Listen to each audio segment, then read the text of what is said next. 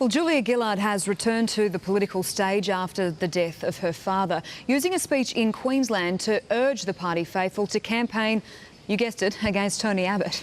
Political reporter Amanda Hart joins us now live from Canberra. Amanda, this seemed in many ways a rallying cry ahead of the election. How was the Prime Minister's performance? Yeah, it was quite a powerful speech, Matt, and I'd certainly say it was one of her better performances. Julia Gillard was addressing the ALP conference in Queensland. Of course, in that state, there is a lot of public anger over Campbell Newman's job cuts. In this speech, Julia Gillard outlined what Labor would do for the country and warned that Tony Abbott would go down the exact same road as Campbell Newman when it comes to cutting the public service. Hailed the toughest warrior the Labor Party has ever produced. But sometimes warriors are wounded.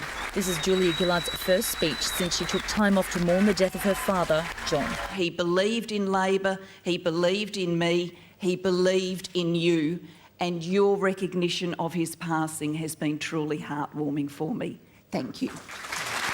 But instead of wallowing, she used him as inspiration, urging Queensland Labor to get out there and warn the nation what life would be like under a Conservative government. You know the ship is going down pretty fast when the bloke who wants to resurrect the Titanic is seen leaving it.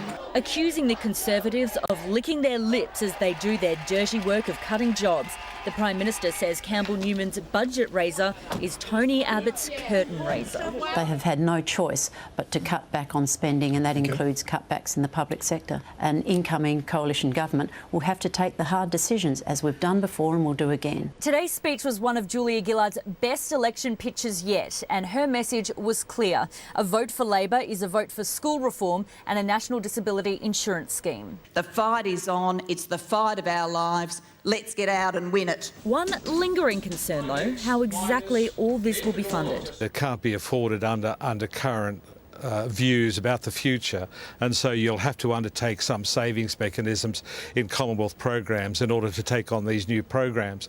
That is, unless we're going to increase taxes.